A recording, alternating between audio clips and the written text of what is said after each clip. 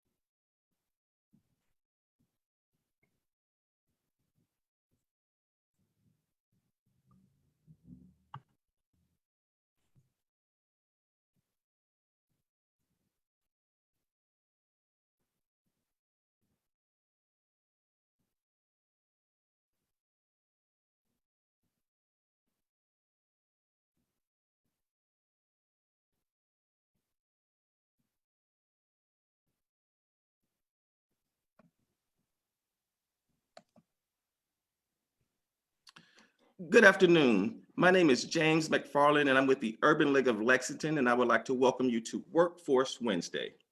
Workforce Wednesday is a streaming program in which we here at the Urban League bring in a guest to talk to you, our audience, about anything that could help you in your workforce development.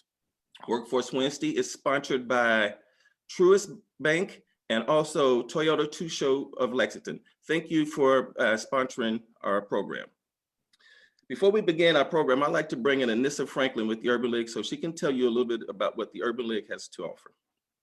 Anissa. Well, good afternoon, everyone. It is a pleasure to be here with you all today.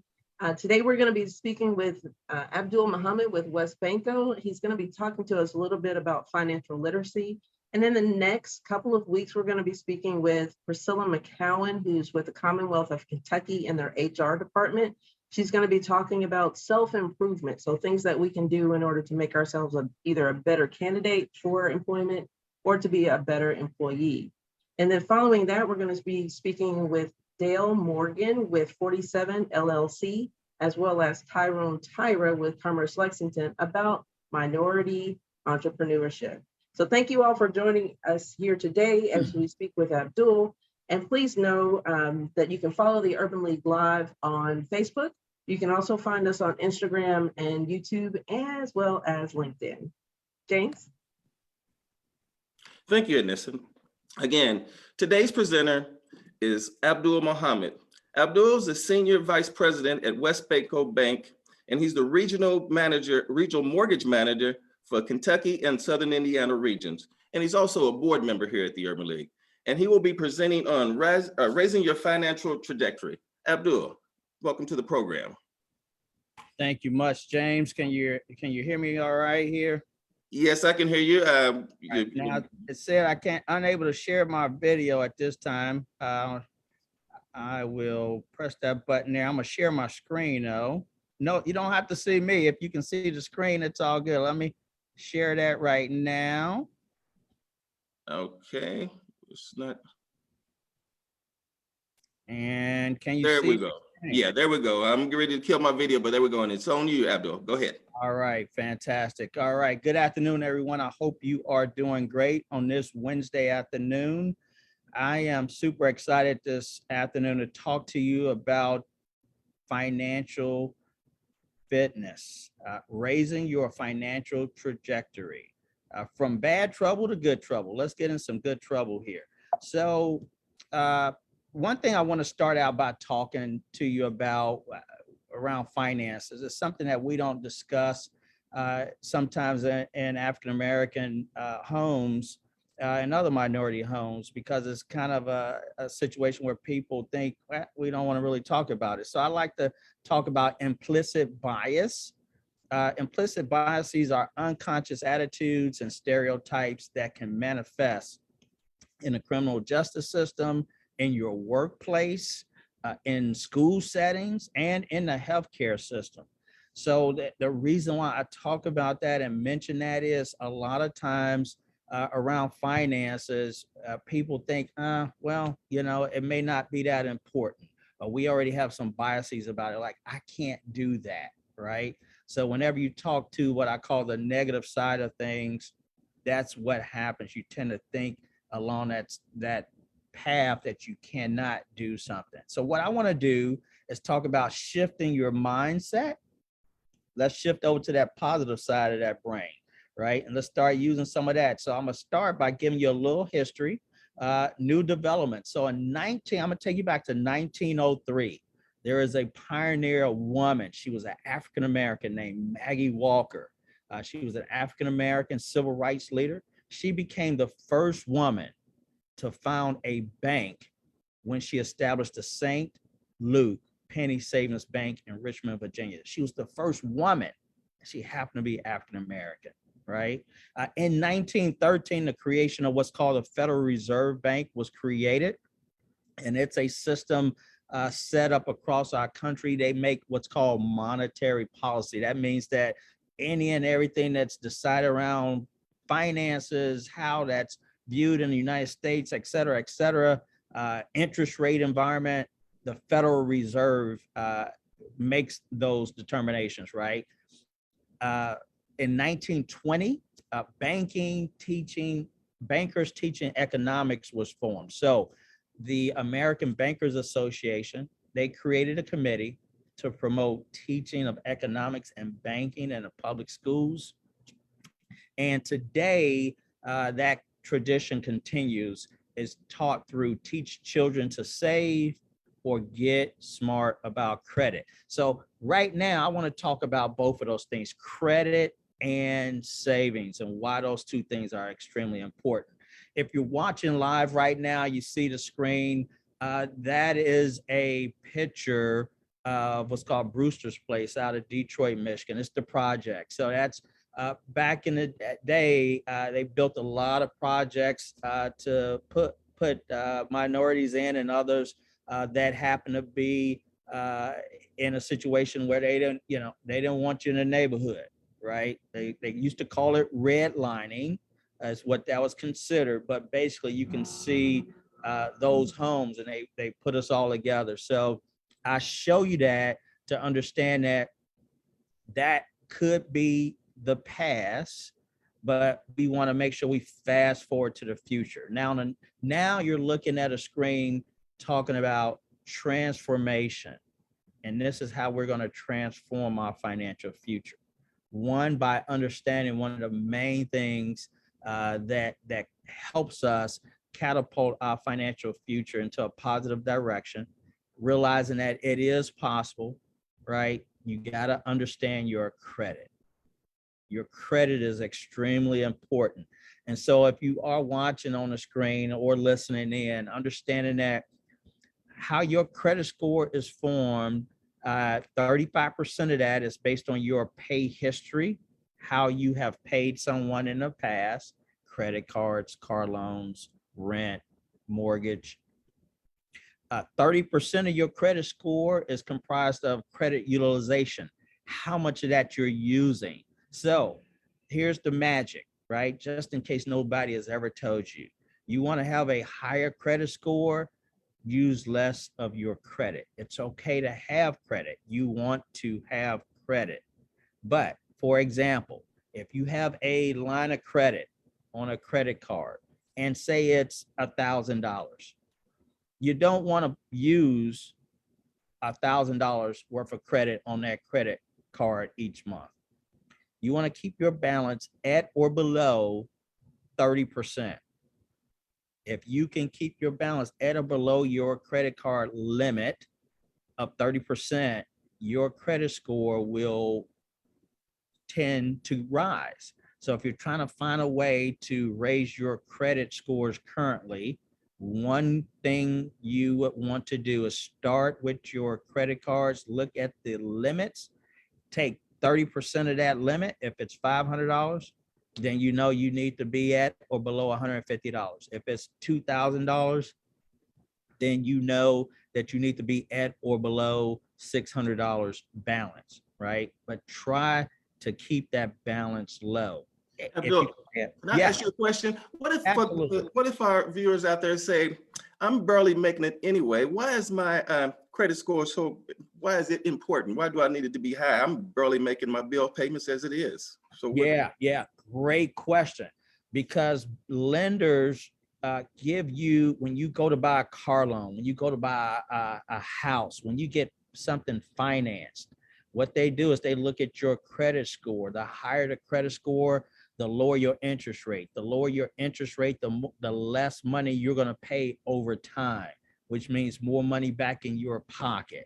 So your credit score is your lifeblood. That's like you needing to get up and drink water in the morning, right? When you want to do something financially, first thing they're going to want to do is pull your credit, because they want to know that you pay people back. They want to know, are you maxed out or not? Even if I'm paying it on time, right? So the next part of that credit score, as you can see, 15% is the credit history. But that just means if I pay my credit on time as agreed, that's only going to affect my credit score 15% of that 100. The biggest chunk is my payment history, how I'm making payments, and the credit utilization. But that credit history is important too. So if you open up new credit cards, here's one thing I do see individuals do. They'll open up a new credit card, pay off the other one, roll a balance, and then they'll close that long-time credit card out. You don't want to shut that long-time credit card out. That's part of your credit history, right? So it's best, you be better off leaving that open. Even if you don't utilize it, you may, I don't know, put a tank of gas on it at the end of the month and pay it right back off, just to kind of keep it out there. But if you had a credit card out for 10 years and then you get a new one that's brand new, you pay off the one for 10 years and then you turn it off, you just took 10 years of your history away. All right, it's what you did. That can inadvertently affect your credit score in a negative way. Credit lines and then new credit.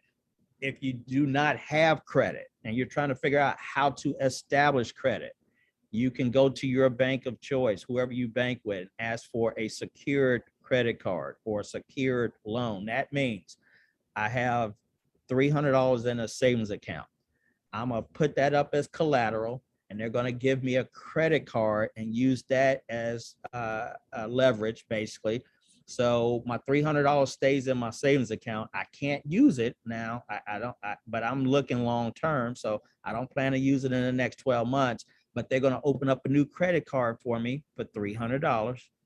And then I'm going to start to use that. And then they're going to start reporting it to the credit bureau. Do that for 12 months, right? And then you go back to the bank and get a regular unsecured credit card. They will then more than likely give you a unsecured credit card because you've shown that now you've been able to pay your credit on time as agreed, and you have now established credit, right? So you can do that with a loan or with a credit card. So if we did that and got that unsecured credit card, and you're saying after we the 12 months, still keep it open, don't close it out, even if we do get the new credit card? Yeah, well, with the secured one, you would have to unsecure it, right? Because you want to get access to your savings account again. You built up interest on your $300 in the savings account, by the way. Not a lot, but at least you did. But you will make that an unsecured credit card. So that one you may not be able to hold on to because it's secured against your savings account. But you're going to open up a new one, and from there, you'll start to build new credit. Right. But that's if you're at ground zero, you've never had credit before, you think you want to buy something in the future, but nobody wants to give you credit. You can ask for a secured credit card or a secured loan. Same concept. You put, if you got $1,000 sitting in a savings account because you have some cash, you just don't have credit, put $1,000 in the savings account, ask for a loan against that $1,000. They will then give you $1,000 credit. And then you could take that money literally that they're going to give you once you sign the papers, put it to the side, and then pull $100 from it each month and pay that loan back, right? Use their money to pay that loan back. And in 12 months, you will, in 90 days, you'll have a new credit score, but in 12 months, you would have a credit history, right? And then you can establish other credit from there, right? So really your credit is very, very important. So that's really awesome. I'm sorry, Abdul, that's something that I've never heard before. So that's some really good information. I also wanted to ask you, when you get a credit card and you're using it from time to time, you often get in the mail these transfer checks, we'll call them. Yep. What do you think about transfer checks and the utilization of those? Okay. They can work to your advantage as long as when you transfer a balance, right, over to a new card at 0% for X amount of months. So typically you will see those and they'll say, well, you can take your $5,000 balance from this card, transfer it over to here. We're going to charge you a 4% fee, right? So if it's $5,000, 4% fee, they're basically going to charge you $200 to do that in that scenario, right? And they'll add it to your balance at that time. But now you have 12 months to pay with no interest to pay that off. So if you're going to do that and be diligent about doing that, that can work to your advantage. Because that $200 fee, you might be getting charged $100 a month in interest, right? So 100 times 12, that's $1,200. I might be able to pay 200 and save 1,000 as long as I'm gonna pay that off over that 12-month period. And here's the kicker: I don't go back to the other credit card that I freed up and charge it back up. That's where you have to be diligent about your credit and not keeping long-term credit card debt, because it's hard to get out of that cycle. That's what I was gonna say. We got into a lot of problems with credit cards early on. So what you're saying is, this works on the store type credit cards too. So if you open up a store credit card and you finally get a chance to pay it down, you saying don't close it, just don't use it. Yeah, exactly, right? Don't close it, just don't use it. But if you do use it and you're going to buy, if it's a store credit card, Macy's, Dillard's, whatever, okay, you need a new shirt or a new pair of pants, buy them. But when the bill comes in, just pay it back off. It's $50, right? Just pay it back off, right? Don't start to accumulate a running balance, because you want to pay yourself, which we'll talk about here in a little bit, before you start paying out everybody else, right? So you need the credit to get going, but you don't want to keep long-term debt. And if you do have that credit and it is all maxed out right now, here's the deal. If you have 5 cards and you happen to be in a situation where all of them are maxed out, take the lowest, the balance one, and start paying it down, right? If you can pay it down to 0, take it down to 0. Take that money, right? Keep making a minimum payment on your other ones. Take that money, that $50 or whatever it is, and put it on the next lowest one. Add it to the payment with that and start doubling down on that, and just keep snowballing it, right? So you can do that. But if you just have 1 or 2 cards and you want to get them down, you want your credit score to go up quicker, try to get those balances down to 75%, then try to get it down to 50% of the limit, then try to get it down to 30% of the limit. When you hit 30%, you're going to start to see your credit score. Each time you drop it, though, you're going to see the credit score go up a little bit. But the maximum is going to be when you get to 30% or lower. So on this next screen, why is your credit important? Again, it gives you buying power, right? You see car loans out there, 0% financing, right? You can't get 0% financing if your credit is not right. You'll get 20% financing. So instead of having a car payment of $300, it's $500 for the same car, right? And that's not a good thing. It tells someone whether you are likely to pay them back in full or not, and on time. It allows you to make big purchases without saving the entire amount of money. So if you want to buy a home, right, you can buy a home if you have credit established without saving up $100,000 or $200,000. It helps you buy a house, it helps you buy a car, and it helps you start a business. You want to start a business, you're going to need credit to do that. Your credit is a representation of who you are and basically what you value, right? So I just want to make sure. So this next screen, it shows you a house, right? And I'm big on house before the car, right? If I have a new job now, if I could go back in time when I first came out of school and got my first job, I'd tell myself, Abdul, don't go buy that brand new car, right? Buy a house before I buy the car. I want transportation, so I want to have a decent car. I need a decent mode of transportation, right? But I don't need to go and buy that brand new spanking, shiny car with the $700 car payment, right? I want to buy the house first. Houses appreciate, which means they go up in value.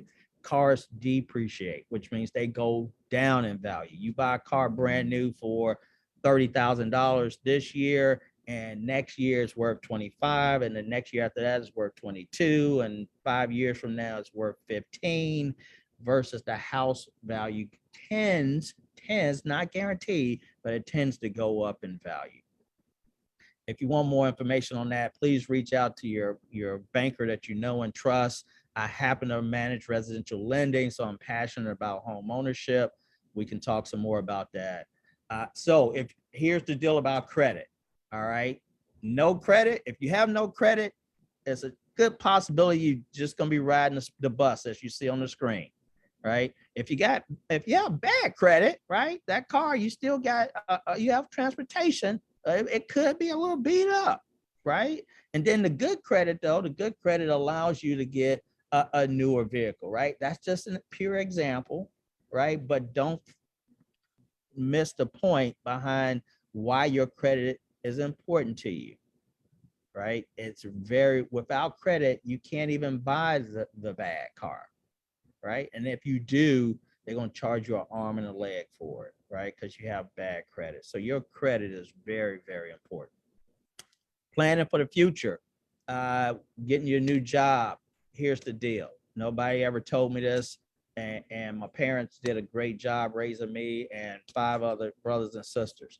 But I had no idea about planning and not spending every dime that I made, right, when I was just getting started. So today I tell individuals all the time, and including my 2 adult age children, try to live off of 70% or less of your income, right? Do not live off 100%. Do not get paid X amount of dollars every 2 weeks, and then you're waiting for the next paycheck to come down the road. Do not do yourself like that. If you can live off 70% of your income, if you can save 10%, very crucial. Saving in a savings account, putting it in a retirement account, very, very important. We'll talk a little bit more about that here in a minute. Invest back into you, right? As an adult now, I take money and I invest back into myself. That's through buying books that help me get better at what I do. That's by going to conferences that cost money, but it's going to help me in my career. It's going to help me grow and take me to the next level. Invest money back into you. Take 10% and try to do that. And then you can take 10% if you want and donate it to your church or your favorite charity or a foundation that you're passionate about. This is just an example of what a budget can look like. Again, I'm just trying to change the trajectory of how we think about finances. This could be 50, 20, 20, 10, right? It could be 80, 15, 5, 2, or whatever. But the point is, make sure you pay yourself before you pay anyone else. Get into the habit of paying you first. That means putting money in the savings account before you touch your money. Then you can pay for necessities, food, shelter, your vehicle, transportation, or whatever. Those are necessities. electric, power, water, et cetera, right? And then your bills. Let me But ask you a question. Can I yes, ask you a question? When you say pay yourself first, people may take that a bunch of different ways.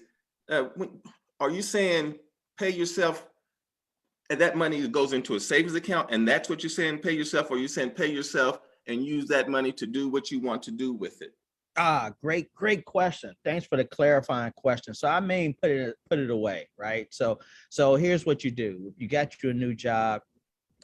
They're going to ask you for your bank account information so they can direct deposit that money into your checking account, because you typically don't get a paper payroll check any longer.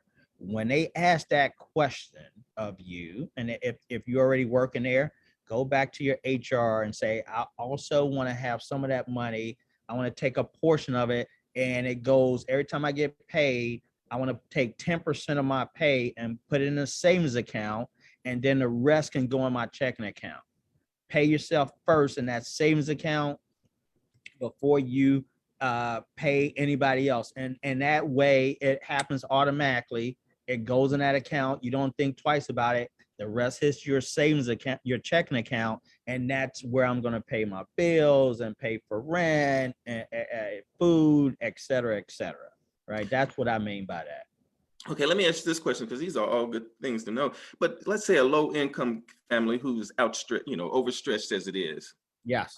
It's what advice do you have for them? I mean, still pay yourself first with that because they probably have a negative balance at the end of the week with their check anyway. Some of these families do. That's true, because we're getting bombarded with so much that it goes back to that unconscious bias, right? So I find myself having to be intentional about everything that I take in, because we're getting hit every day on television. We're getting hit every day on the radio. We're getting hit because we saw our neighbors buy X, Y, and Z, right? So that's why we have to change our mindset and almost retrain our brain not to live off of every dime we have. And if you've gotten to that situation, one thing that I personally did from experience, because I was the oldest of six, and my parents grew up on the south side of Chicago. They didn't have a lot of money. I literally remember being the oldest of six and showing up, coming back home from school during the middle of the week, and hey, all the bread was gone for the week, and mom was like, hey, look, there's no more bread until we went back to the grocery store on Saturday, right? 3 gallons of milk, it was gone on Wednesday. Thursday was powdered milk with water, right? So I remember those days, and that translated to me going off to college. So I had to dig myself out, but that just means I picked up another job so I can start to dig away at that. But I will tell you that even if you happen to be a low income earner, that building that muscle memory of saving something is really, really important. Even if it's just to save a quarter a week, try to put $1 away a week. I'm not being sarcastic or anything. The importance of building muscle, what I call muscle memory, just to create that habit. Because see, here's the deal, especially if you have children, they see what you do, right? Even if you can't really dig yourself out without going to get that other job, that second. I had 3 jobs when I was in college as a full-time student, but I was trying to find a way to dig myself out because I did not have a lot of money, right? So, but what I did do is I found a way to create a muscle memory so that I could put a little bit to the side and walk away. And sometimes I had to go in there and grab something out to do something because it was really, really important, right? Because the rent was like due, right? Not just due, but it was like way due, right? So, and if I didn't want to be on the street, I had to pay that, right? So I had to go and grab some of that money I put away to make it happen. But if I hadn't done that, right, then I wouldn't have access to something to go and get. So I'm just asking people to try to create a situation where we don't spend every penny that we get. because you can be broke at even a higher level. It's not by accident that we see people signing $1 million contracts to play in the NBA and the NFL and everything else. And then in 3 years after retirement, they're broke. That's not by accident. It's because we have not learned about financial literacy and creating muscle memory where we know the value of money and we know how to then build wealth, right? We have to change. It starts with your mindset, though. That's why I said the importance of paying yourself first and that investing back in you, because it took me reading a whole lot, going to these seminars and learning all this stuff and going, we just didn't talk about this at the dinner table when I was growing up. And I think my parents did a great job raising us. But these are conversations we just didn't have at the dinner table, right? So great question. Saving money is the foundation. This is a poll question. Saving money is the foundation to financial health. Small amounts can make a big difference over time. True or false? Please answer that in your mind. But I would tell you that it is true. Even a small amount makes a big difference. Even a small amount. You'll be surprised. Change in approach. So learn to pay yourself first. You see, that's a key term for me. Build and maintain good credit. So very important. And plan your future. Please. It seems basic. Even if you write it down, you're more apt to hit your goal if you put it down on paper. It could sound hokey to some people. It could sound kind of whack, like, what are you talking about? I'm not a psychiatrist, right? But I will tell you that if you have a goal to get out of debt, if you have a goal to buy a new house, if you have a goal to do X, if you write it down, you're more likely to work towards that and hit it than you are if you just keep it in your mind, right? So that's really, really important. So what does savings mean? Let's talk about that real quick. Don't let fear hold you back. So one thing I know about finances and just in general is fear will hold you back. Fear is nothing more than it's a false evidence appearing real, right? You have to set goals for yourself.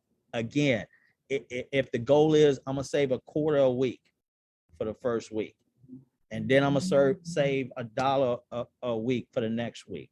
Start small and keep building on that. Save for emergencies. Put some money aside. This pandemic put a wallop on the world. And a lot of people would not have made it through if our government didn't step up and step in and literally send money to folks to be able to eat and drink and just survive, period. A lot of people would have been in we're still in dire straits, even with that help. But you can tell putting that money away for emergencies is really important. No matter where you are in your journey, if you just started a job, if you're already making decent money, you may be working 2 jobs, you may be married and 2 household income coming, no matter where you are in your journey, try to retrain your brain to think about building wealth. Your mindset and how you approach that every day is extremely important. And I know it's hard. Again, I understand, right? And if people look at me today and they go, oh, but you got it together. Yeah, but you should have saw me 20 years ago. You should have saw me 30 years ago when I got married, right? 30 years of marriage, the end of this month. But you should have saw my wife and I 30 years ago. Oh boy, yeah. You'd have been like, whoa, okay, yeah. But again, changing your mindset is extremely important. I can't stress that enough. How important you approach that. Get and keep a good job, start a business, do something where you can control your destiny. And then I tell people all the time, go live your dreams. Don't be afraid to dream. Remember when you was a kid, you know, and you was in the car with mom or dad and the uncle or the auntie or whomever you was with, and you be driving down the street and you see these cars come by, like, oh, that's my car. You see, you always remember that, you know, where you point at, oh, that's gonna be my car right there. You see this Porsche coming by, you see a nice, you know, Cadillac or whatever it was. It was a nice car. You're like, that's my car. We used to do that back in the day, right? And then somewhere along the line, we got a little bit older, right? And then we tried to go get a car and it didn't work like we thought it was. And so then we got a little bit older, right? And then we kind of, I don't know if that's going to happen, right? That's because life starts to happen. And that dream is getting beat up. That dream is getting smacked around, right? I don't know if that's going to happen. I'm challenging you again, that mindset about how you approach your finances is going to be crucial. And I'm getting to the end of this presentation, but here's the magic. If you are currently working now at a company and you're getting a paycheck, you need to ask, do they match retirement accounts? Do they match your 401k or IRA? You need to be asking that question, right? Because as you can see on the screen, have a savings account at your bank, even if it's $1 a month going in. Create muscle memory until you have more money coming in. Then you can create an opportunity to put more money in it, right? You can go from $1 to $5 a month. You can go from 5 to 10. It's amazing what happens. I call it the law of attraction, how you start putting yourself in a space and then things start to kind of come together for you.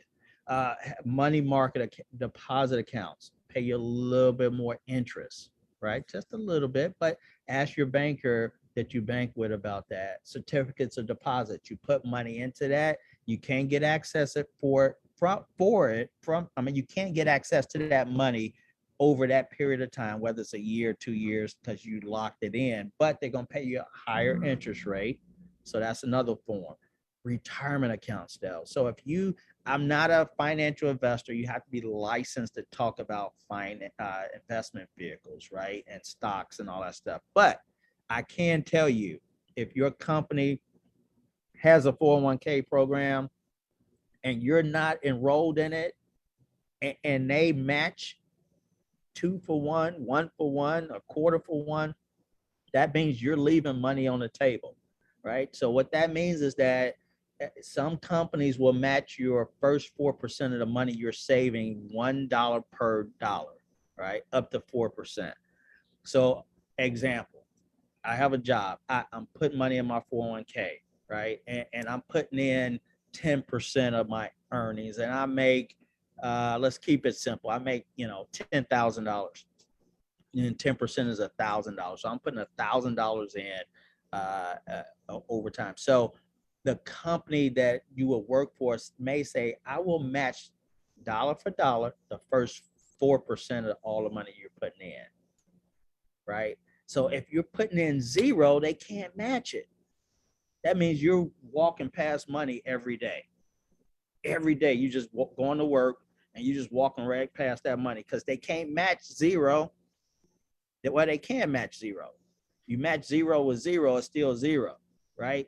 But if I put 10% away and then and they're going to match the first 4%, that means that first $400, they're going to give me $400 as well. So instead of saving $1,000, I save $1,400.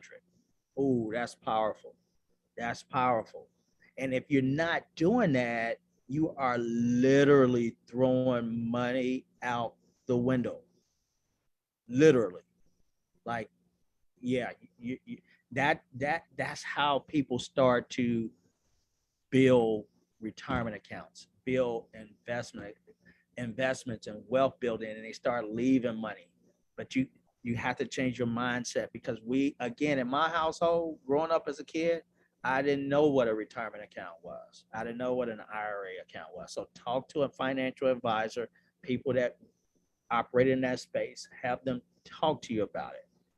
But don't let fear hold you back, because it will grab you and it will strangle you and it'll keep you down. Fear is tough. You got to break beyond that. look at investing into in the stock market, if you will, such as stocks, bonds, mutual funds. Learn about these investment vehicles, right? It's risky. You can lose money, but you can make money as well. But it's interesting. I was looking at some information, reading a book on Warren Buffett here recently, and noticed that he owns like 43% of all the stocks he owns. I think in his portfolio, like for Apple, like he owns 43% or something like that is Apple. And he's getting, I think it was almost like, don't hold me to this, but I think it was like $200 million a quarter in dividends. That's a whole different discussion. In other words, it's not by accident that he's so rich, right? But thinking about it, taking it down to the lower level, because he's at the high end extreme. All I'm trying to get you to think about is the possibility. What if you own one share of Apple? What if you own one share of WesBanco? What if you own one share of Muhammad Enterprises or Franklin Enterprises or McFarland Enterprises? And that company then paid you what's called a dividend. Dividends you see on the next screen. What is a dividend? That means that when I own a share of stock in a company, I'm an owner of that company. I have one ownership right in that company. Some of those stocks pay what's called a dividend. It's like paying, if you want, interest, right? So every quarter, every 3 months, they will pay you a small amount. Now, it may be a penny, it may be 20 cents. I've seen some dividends be $1, right? Per stock that you own, right? So you can only imagine when you own lots of stocks and these people are getting lots of dividends each quarter, how that money compounds. So this last screen talks about interest, money paid to you for keeping your money deposit. That's called interest, right? You put that money in a savings account, the bank pays you a penny a month, 2 pennies a month, whatever it is based on the interest that they're paying out. Compounding is where the magic happens, because now your money's in an account and then you get interest, but then your money stays in that account, you get more interest. And so that interest starts to compound, it starts to add up and it starts to grow. That's when the magic happens. That's why you have to put money into savings accounts and investment savings vehicles. Investing in the market could be risky. It can be risky. You can lose money, but you can make money too. So you talk to somebody that can help you with that, because we all have different risk tolerance. And I can go on and on about that because I'm passionate about the fact that these young children today, I was mentoring some young men, middle schoolers here 2 Saturdays ago. I'm in a class with 21 young men, African-American males in middle school, and one pipes up and go, "Hey, I just sold some Bitcoin," because we were asked the question, what have you done recently that you didn't like? Young man stands up and said, "Well, I just sold $20 worth of Bitcoin. I'm mad I sold it." And I looked at him like, wow. He's a middle school student. And he said he sold $20 in Bitcoin and he didn't like that. The rest of the students really didn't know what he was talking about. But it told me somebody's in his ear, right? Because he didn't say that by accident. So what I'm telling you is these young folks today, they have the capacity to learn and they can grow from that, and they can start to change the dynamics to our neighborhoods. And then how do we take that momentum and start to now gain better control? So it all comes together, right? But when you can control your destiny better by understanding your finances, no matter where you are, right? It don't matter if you're making $20,000 a year, single mom, 2 kids. You can be parents, married, making $45,000 a year. It doesn't matter, right? You could be making $150,000. I see doctors coming up in the bank, doctors with doctor degrees making $250,000, still have bad credit, right? Because they have the mindset, they know what they're doing to operate on you. They can operate on your brain, they can operate on your back, they can operate on your feet, but they don't know how to manage their money. So it doesn't matter where you are, whether you have that high-end degree or you don't even have a degree, right? If you are working, you have the capacity to save something. Just force yourself to do that. I'll stop there. Yeah, well, let me ask you a couple of questions on both ends of the spectrum. Let's say for the low on the income, the people who's earning a low amount of money, the low income earners. Yes. And again, they're out there just trying to get through the week, trying to make it. And they run into these people that said, come in here and cash your check or get a advance on your check, and, get $500. And when you come in, when you get paid, we'll take it out of your account and all that stuff. What advice do you have for those people who use those type of services? Man, it's hard. That's hard. I would highly encourage you to try to establish a bank account at a bank, right? So that you can, well, one, you're going to probably be better off if you have a check given to you and you don't have a checking account, right? You'd be better off taking that check to the bank that it was issued from, right? And cashing it there. And they probably going to charge you a fee, right? $5, $10, whatever. But you probably be better off doing that versus hitting up the cash advance place that's going to hit you up with 20, 25% interest or whatever they charging today, right? But the key thing is, here's why financial literacy is so important. Because if we don't teach our kids when they're real young, when we become adults, we don't really know how to operate, and then we get in the trap. And once you're in the trap, it's hard to get out the trap. That's why it's called a trap, right? It's not a trap, and they don't make it easy for you to get out, right? It's a trap because they're trying to keep you locked in. So what I'm telling you is, you have to change your mindset, and then we have to. You may not get out the trap, but you can sure talk to your youngsters and go, "Don't get in this trap. You need to start doing this," right? So it is hard, but you're going to be better off if you can establish an account at a bank and start a checking account, right? And then you can deposit the money. You'd be better off. I know you need it right away. I understand. I get it. But if you can start a pattern of put the money in, deposit it in, let it clear. And now the money is clearing so fast. I don't work in that part of the bank, but I know that checks clear a lot quicker than they did when, 10, 15 years ago. You can have access in a day or two and you didn't pay any fees. And you got all the money that you were supposed to have that's showing up on that check. So that's what I would say. Okay, then on the other end, let's say down, and again, you said you didn't talk about this at the dinner table. So let's say one of these college students who's the first time graduate or the only graduate from their family, who is now starting to go out and make money. What's the best, and I know you talked about this early, but if you could reiterate, what's the best way for them to start? Again, they're just now starting earning. They come from a family who was a low income earner. They're the first generation who's graduated college, starting to make a nice paycheck. What advice would you give them to start building wealth and not, making the best uses of their money? Man, you talking about me. That was me. You just described me. Literally, first one to go off to school and get a college degree and come out and feel the pressures of trying to help your family move forward, right? While you're still not making any money. Because I remember graduating and first job out of college, assistant manager at Taco Bell, making $17,500 a year. Yes, sir. With a degree in finance from the University of Illinois, right? But what I did was, when I started working there, I was the hardest worker at Taco Bell. Yes, I was. And within a couple months, they was like, "Hey, I want to make you a store manager." I'm like, "No, my dreams are bigger than that. Thank you, but no thank you."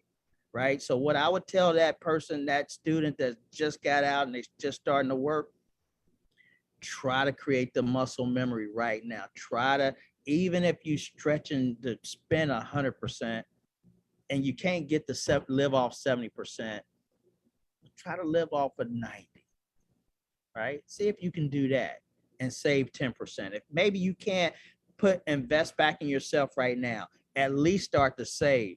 It's so, oh boy, if I didn't really start saving until I was in my mid 30s, right? Scouts honor on that one. Yeah, I was a Boy Scout. But I didn't really start saving until my mid-30s. But man, if I could have went back 10 years earlier and started saving in my mid-20s, ooh, it'd be powerful. One thing I will tell somebody today, because I tell my 27-year-old daughter and my 24-year-old son, before you buy a brand new car, you will buy a house first. So you Right? think that is important to go ahead and Extremely accept that, important. purchase that Extremely home? important. 73% of all white families own homes. 43% of all black families own homes. It's not by accident that the wealth gap is what it is, and it will not close until we start to buy more homes. 47% of all Hispanic families today own homes. It's not by accident that you see Hispanics and Asians and other minority populations buying homes at a greater clip, and then you see them owning businesses. It's not by accident that they start with the taco truck and then they own the restaurant and then they own the block. That doesn't happen by accident. It's because it starts with home ownership, and they may be in the home as a multiple families, but they saving every dime they have, and then they buy and they start a business, and next thing you know, they own the block. We don't talk finances like that. We have to change how we think about our finances. We have to become homeowners. That's the foundation to wealth building. Home ownership. You have to become a homeowner. You're going to pay a mortgage anyways. It's just not yours. When you rent, it's not your mortgage payment. You making a mortgage payment.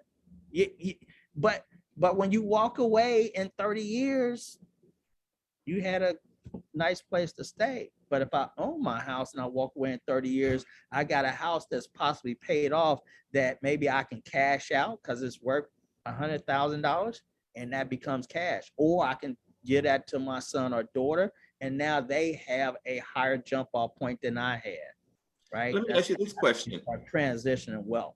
because I see that you're into the mortgage business. What percentage, let's say I'm looking to buy, I'm that student that I just talked about. What percentage of money do I need to save to purchase that first house for a first-time homeowner? What are we talking about? 5%, 10% of the home's value? What are we talking Good about? question. Good question. In some cases, you can borrow 100%. If you're a veteran, they have 100% loans. Actually, we have loans that somebody can borrow up to 100%. You can, but traditionally, you need at least 3%. Right. So if you're going to buy a $100,000 house, you need to save $3,000. But here's the kicker: there's so much grant money out there and opportunities to get that money ahead of time that you don't really have to save it. Right? You can get what's called a down payment assistance loan. You can get, right now, our bank, WesBanco Bank, we're giving grants out. The first time home buyers, you have to qualify for it, but we'll do a 3-for-1 match, right? So you never bought a house before, you have $1,500 in the bank, you qualify for it, we'll give you $4,500. Guess what? You don't even have to pay it back. So there's grant money that comes out from different banks and institutions, right? You can use gifts if you have somebody that can give money to you, and you may not have somebody that can give you money. But even if you got $500, if I give you $1,500 because you have $500, would that help? I'll give you up to $5,000, right? Up to $5,000. So it's all kinds of ways. You just need to talk to a professional about how to go about doing that. Then they have what's called down payment assistance loan. So if their grant money is all gone because it doesn't stay forever, right? They have access to little small loans that you can use to pay for your down payment, closing costs, prepaids. You become a homeowner, and oftentimes your mortgage payment can be equal to or less than your rent payment. But over time, you start building equity, right? And then you start to build wealth. So, man, I would tell that young person buying their first house, though, it's hard to buy a home today. I will be, frank with you because of the marketplace. But if I could go back in time, I'd try to find me a duplex, and I live in one side of that, and I rent the other side out. Is what I would be doing as a young adult today. Because guess what? Even if I made my mortgage payment each month and then I took the rent payment and paid it at each month like that, I'm paying that loan down so fast in about 10 or 12 years or so, depending on how much you borrow, I could have a house free and clear. And that's game changer, right? That's game changer at that point, because now I got what's called equity, that I can use to buy my next house. And then I can move out of the other side, and then I can rent both of those out, and then I can go buy my new house that I'm gonna live in by myself, right? And I start to build my investment portfolio, right? That's game changer. Because there will always be individuals that just, for whatever reason, they're going to rent, need to rent, whatever the case is. I'm just suggesting that take a look at home ownership. It is worth it. Now, those grants that you spoke about earlier, where could they find that information? Does the mortgage banker help them at the bank, or do they need to research that before they come in to speak to the mortgage banker? No, the mortgage banker could definitely help them. Like if you went to WesBanco.com, or, I'll put my contact information out here too in the chat. You can reach out to me on my email or whatever, and I can get somebody to call you. I manage the mortgage department, but I would have somebody contact you. But you might go, well, I don't know WesBanco. Okay. What I'm telling you is go to your bank then. I'd love for you to come to us, right? Because we do have grant money. It won't be out there forever. We've had it for about a month and a half. It'll probably be enough there left to take us, another 30, 45 days. But some companies have gone through their grant money already. Typically, all right, for the future, typically banks get access to some of this money in the spring every year, traditionally around March. All right. So most banks will get access to some type of funds to use as grants somewhere in that March, April time frame. So just beware. If you're not buying this year, maybe it's next year, but just be thinking about that. Okay. Anissa, do you have any questions? I have already asked all of my questions in the chat. Thank you. But no, Abdul, this has been phenomenal. And I thank you so much for all of the information that you provided. It's been very helpful, even to me. And I'm glad to hear that some of the things that you said I have been doing. So that's perfect to know that I'm on the right track. And I do own my own home. So thanks. Awesome. Awesome. Love that. Love that. Yes. I just tell you, it's possible. We can change this thing around in our neighborhoods. If you start to really think about that and start to think about home ownership in a different way, start to think about saving money in a different way. I know it's tempting. Because you want to get your kids new Jordans. I know it's tempting because you want to get them the newest and greatest new clothes and all that stuff. I get it. It's a lot of pressure. But I'm just asking you to think about your finances in a different manner to create a different future for yourself, because it's possible. Well, great. Like Nissa said, this has been a wonderful conversation, and I would love to have you back on a future program where we could talk about building wealth other than mortgages, like you said, starting with getting that home, getting that business, building, owning that neighborhood, that type of thing, that block. I would love to talk more about that because I think that's important. I think we need to hear that. But again, I'd like to thank you for being a guest on today's program and sharing the information that you shared with us here at the Urban League and the audience. Thanks for the invite. Appreciate it. All right. Well, with that, we'll conclude this week's version of Workforce Wednesday, and we'll look forward to seeing you on our next edition. And if you want to see anything or hear about what's going on with the Urban League, visit us on our social media pages. Thanks a lot. Bye-bye.